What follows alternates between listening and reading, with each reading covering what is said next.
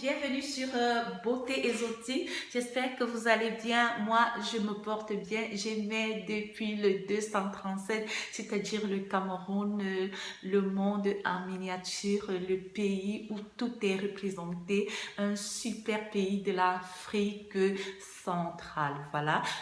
Si vous aimez le Cameroun, abonnez-vous sur ma chaîne. Si ce que je fais vous intéresse, suivez d'abord, et si ça vous intéresse vraiment, likez, des pouces bleus. Voilà, voilà, on va aller sur le vif du sujet. Pourquoi certaines personnes sont méchantes, agressives? Voilà, les personnes méchantes, en fait, ce sont des personnes vraiment malheureuses au fond d'elles, qui portent une blessure en elles. Ça peut être soit à cause des complexes qui peuvent être physiques, qui peuvent être par rapport à leur niveau d'études, qui peuvent être à cause de leurs origines, ce qui ne devrait pas être un complexe en fait, et qui parfois complexe à cause de la tristesse et tout ce qu'ils ont vécu. À un moment, ils n'ont pas su transcender ça. Ils essayent donc de rejeter tout cela sur les autres. Alors, dites stop. Stop à ces personnes-là.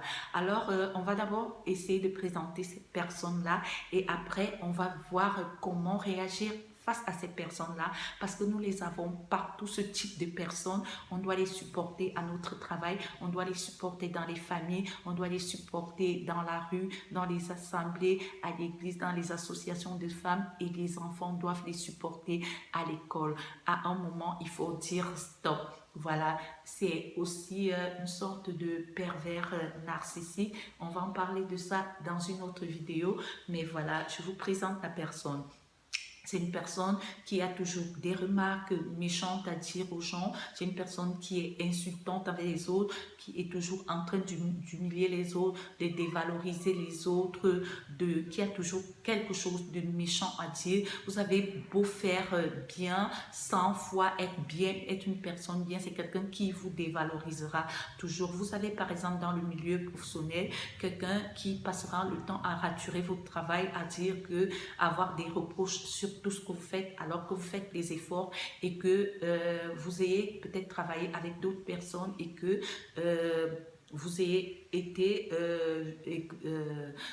identifié, reconnu comme quelqu'un de bien avec vos collaborateurs directs ou pas, et cette personne sera toujours en train de vous dévaloriser, raturer tout ce que vous faites et raturer tout ce que lui-même il fait, tout ce que elle-même elle fait, et parce que à un moment c'est fonctionnel dans sa tête là, et cette personne préférera peut-être travailler avec un stagiaire que vous parce que en fait il est mal en lui, complexe, il n'est pas bien dans sa tête. Alors on va parler comment faire avec ce genre de personnes. Vous aurez quelqu'un dans une famille, lorsque vous voulez aussi élever la tête au pam, la personne ne supporte pas, vous devenez l'ennemi numéro un et tout, parce que la personne veut que veut être le superlatif, personne d'autre, lui et personne d'autre. Et dans le cadre scolaire, c'est un enfant qui rabaisse les autres, qui insulte les autres, qui frappe les autres, qui raquette les autres.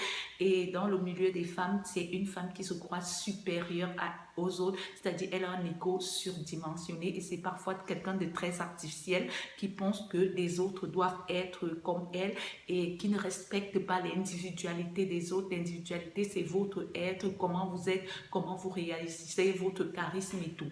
Alors, chacun a droit à un respect de son individualité. Si vous avez une femme autour de vous qui ne respecte pas qui vous êtes, qui critique votre habillement, critique votre coiffure, critique votre façon d'être et qui a toujours des leçons à donner aux gens, sachez que c'est quelqu'un qui n'est pas bien dans sa tête.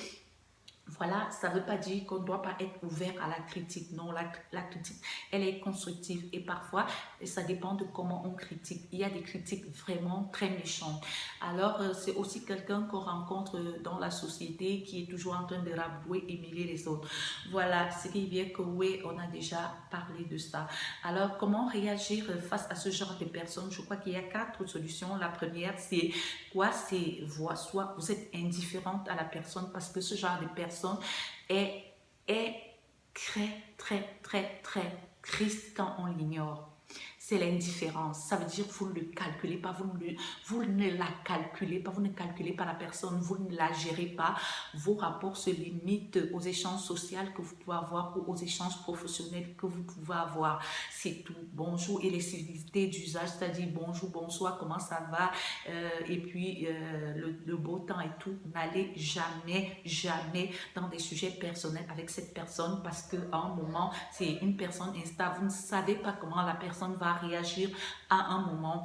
Et en deux, je vais vous dire, soit vous êtes quelqu'un qui a du répondant, vous avez un charisme fort, ça veut dire la personne fait tic, vous faites tac, c'est-à-dire il dit tic, vous dites tac, il redit tic, vous dites tic, tac, tic, c'est-à-dire que vous êtes au-dessus de la personne, c'est-à-dire quand vous lui donnez une réponse, que cette personne se sente paf, c'est-à-dire éclaboussée au point où cette personne n'oserait plus le faire, vous le faire.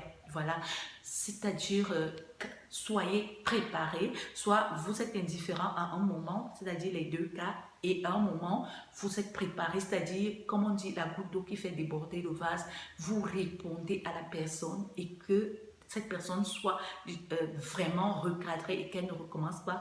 Il y a une autre solution, c'est-à-dire le dialogue, pas avec cette personne, c'est-à-dire recourir à quelqu'un d'autre qui peut être une personne, si c'est un milieu professionnel, quelqu'un de plus haut placé, ou alors un service disciplinaire pour essayer de recadrer la personne. À l'école, on a les surveillants généraux, on a des sessions dans des réunions, et puis dans une association, vous n'êtes pas obligé de rester là. Il y a des centaines d'associations, vous n'êtes pas obligé de supporter ces personnes. Vous allez attraper des maladies cardiaques, vous allez attraper, vous allez stresser et ça va jouer sur vous de façon psychosomatique.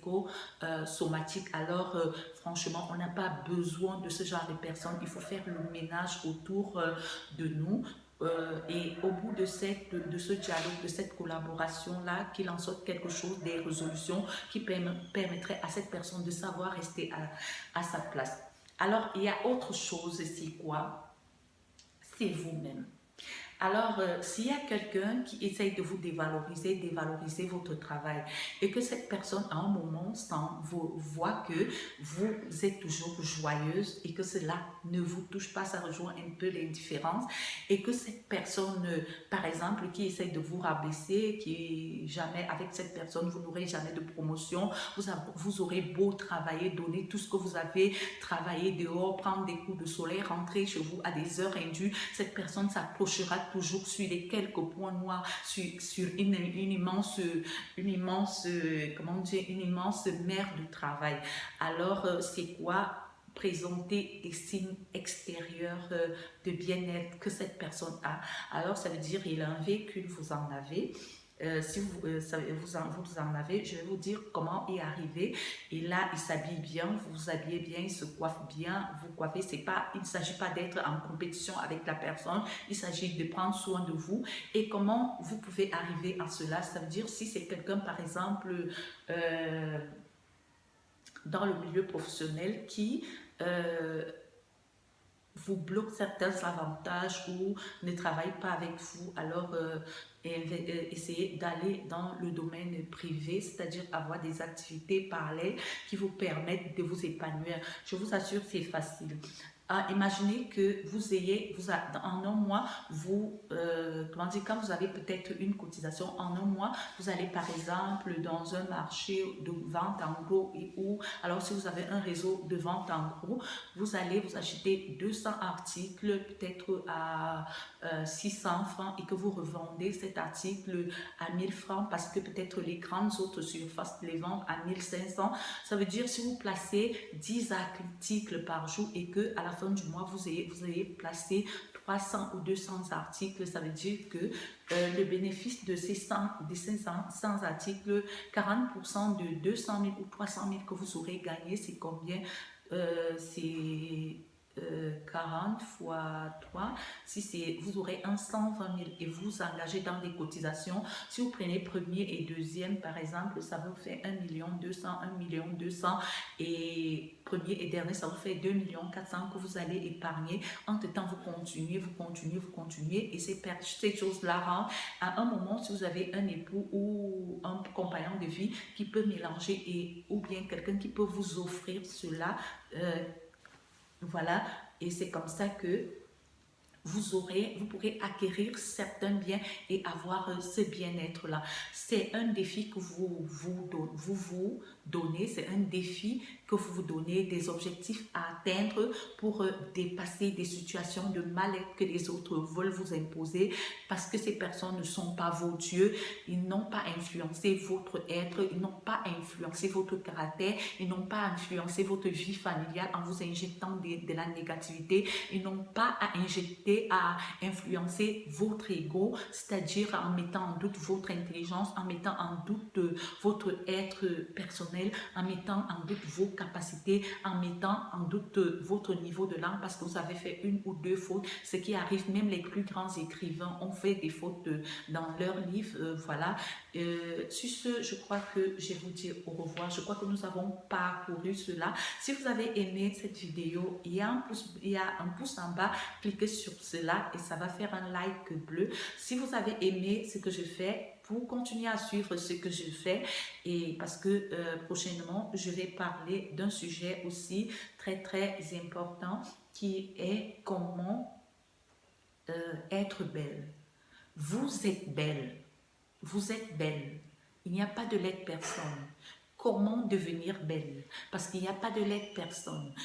On dit l'argent lave et tout, c'est pas forcément l'argent. Il y a des façons pour être bien en soi, ne plus admirer les autres femmes, ne plus admirer les autres hommes. Alors, si vous avez aimé, abonnez-vous. Si vous avez quelque chose à dire sur le sujet dont je parle, allez dans les commentaires, dites quelque chose, encouragez-moi. Voilà, sur ce, je vais vous dire au revoir. Je dois aller à mon boulot. Bye, bisous. N'oubliez pas, soyez heureuse, prenez soin de vous. La vie est belle, c'est le Seigneur qui vous l'a donnée, c'est pas ses êtres. Voilà, bisous, bye, un bisou chaud du Cameroun.